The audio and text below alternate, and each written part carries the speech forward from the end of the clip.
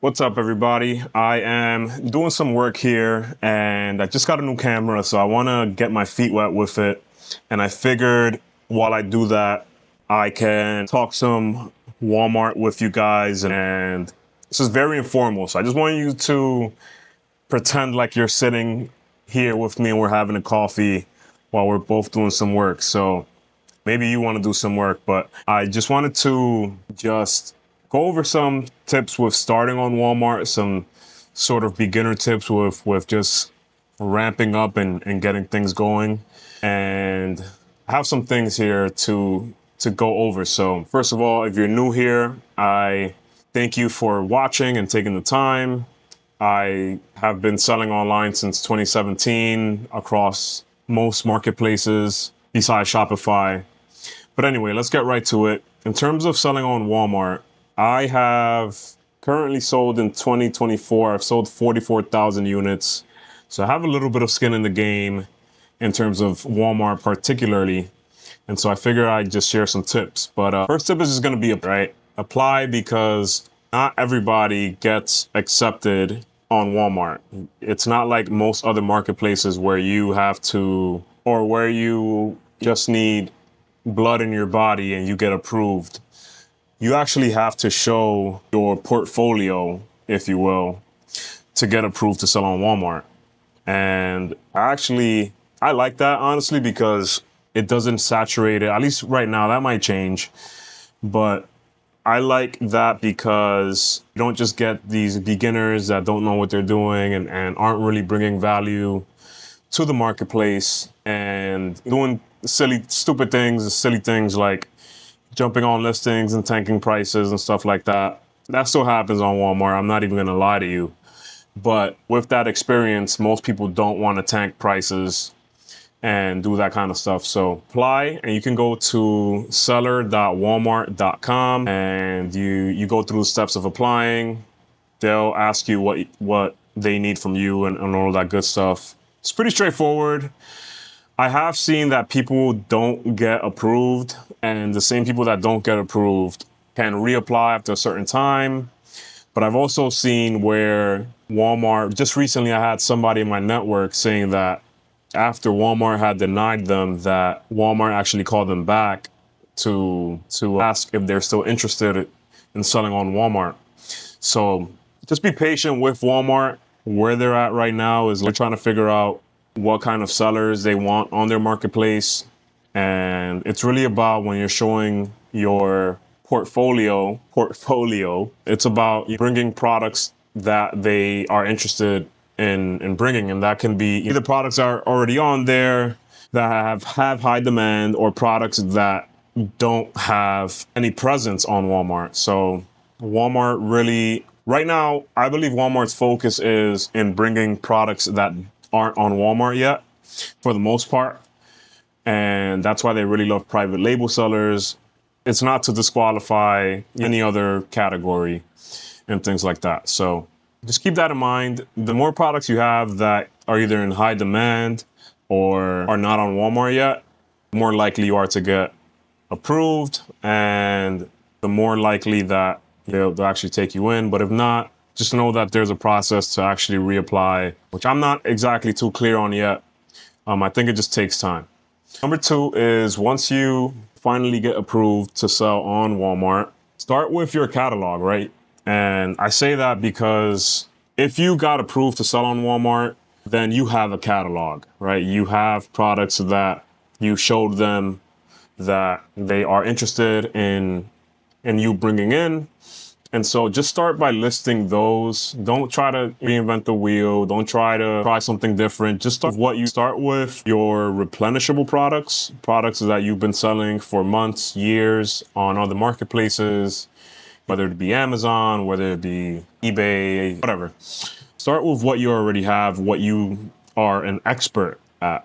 Start there, because that's going to be the easiest way to just get the ball rolling, to learn how to list products, learn how to send shipments into WFS and that kind of stuff.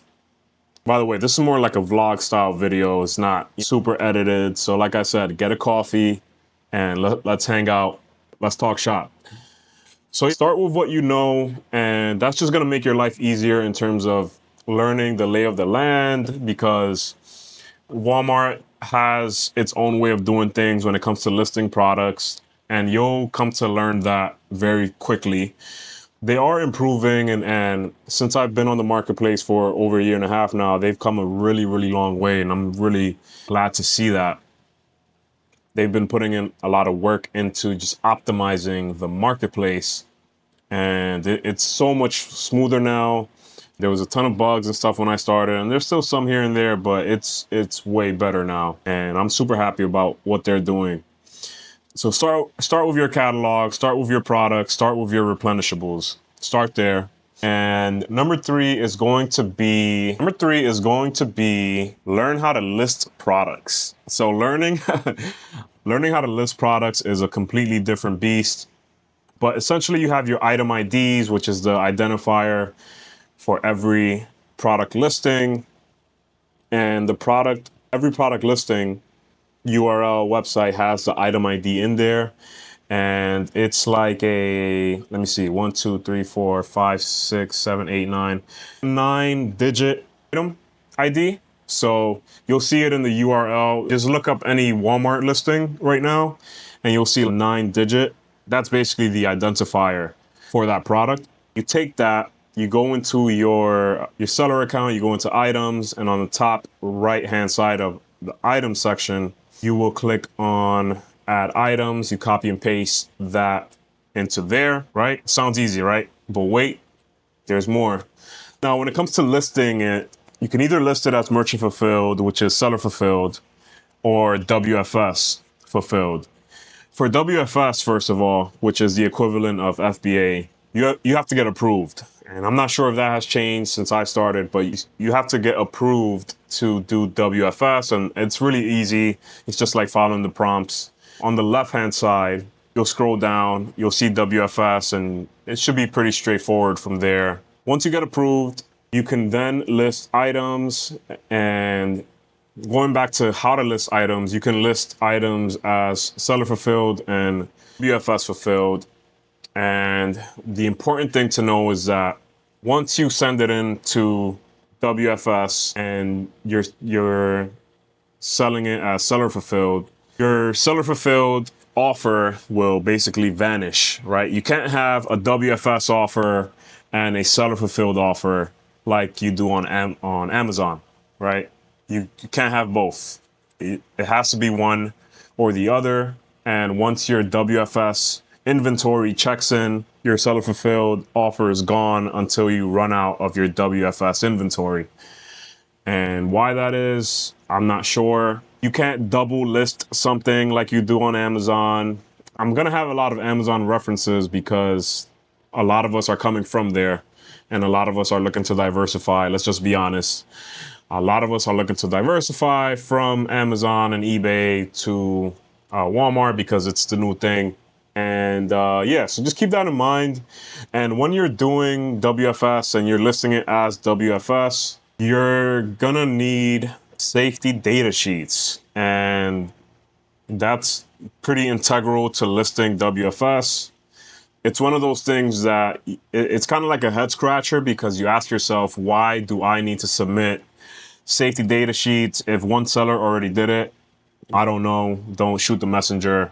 Again, it's one of those things that I like. I think that the more hurdles that you have to jump as a seller, the better, because some people aren't willing to put in the work to do these things. And a lot of people will hire a VA to do this stuff.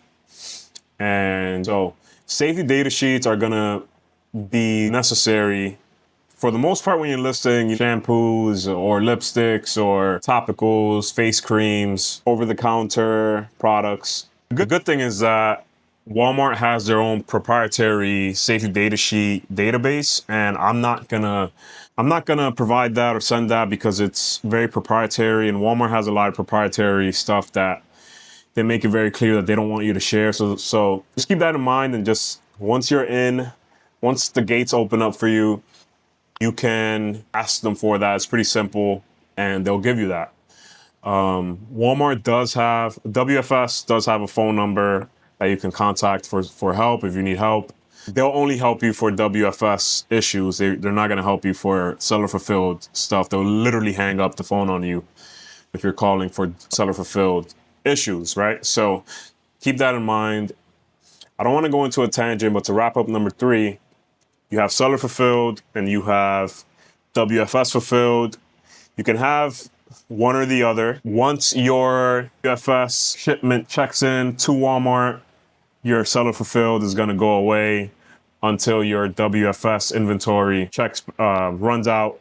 You can now list seller fulfilled again and rinse and repeat, right? I recommend WFS, obvious reasons. And so that's number 3. Now 3.5 is knowing when you're restricted in a product, right? So commonly known as gated or being restricted on an item. You can list a product, no problem, but whether or not you can sell the product is a different story. You can list a ton of products into your inventory and have them in your database, into your inventory, but you won't know if you can actually sell it until you review the status, right? So every listing has a status, and the status tells you if you're good to go or not. And there's a few statuses that come to mind right away. The first status is published. So when you list an item and it shows up as published, you're good to go, green light, you can sell that product right away. If you get a notification or a status that says comp, C-O-M-P, that has something to do with compliance. And compliance is basically, a lot of times you'll have to open up a case with Walmart for that.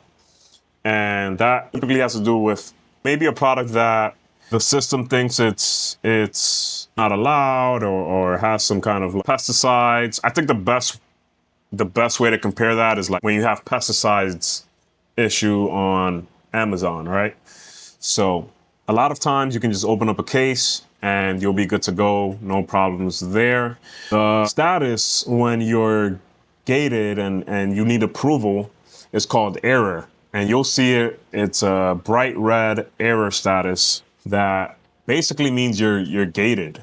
And what you have to do there when you get an error status is open up a case with the trust and safety team. Now, the trust and safety team, how long is this video? 15 minutes already, wow. And if you are, ladies and gentlemen, if you're sticking with me this far, I appreciate you, you're a real one.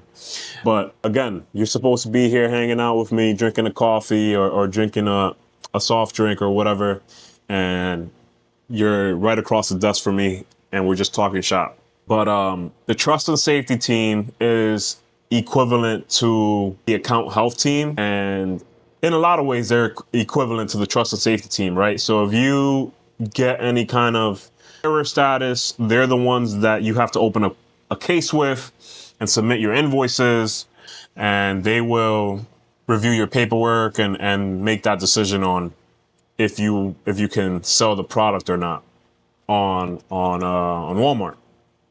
Obviously, it's Walmart. So keep that in mind. Published, comp, error. You're gated when you list a product and it's in your inventory, but it shows up as error, and you open up a case with the trust and safety team, the good old trust and safety team. And it's pretty easy to do that. You just open up a case, you direct the case to trust and safety, and they'll make that decision there. So that's 3.5. And while I'm here, make sure you check out the free 7-day trial from the team at Bizmetrica. Bizmetrica is a analysis calculator software tool that we're building for Walmart sellers, and I'm a part of the team, but I'm not a developer. The developer is a really smart dude who's going crazy building this thing for us Walmart sellers, and lots of helpful tools within Bizmetrica to help you succeed on Walmart. So going into number 4. Number four is going to be sending in shipments, right? So you've started with your catalog, you've learned how to list products, differences with the different statuses when listing inventory. Now you are ready to send shipments into Walmart, right? Send shipments into Walmart. for the products you've listed and start to build data, start to build sales data on the inventory that you have in your catalog, right? And that's really going to be the best way to get things going, is to build your own data with what you already have. So one of my favorite quotes is start with what you have.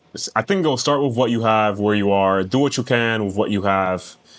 And that's really my main point here, is start with what you have, what you know.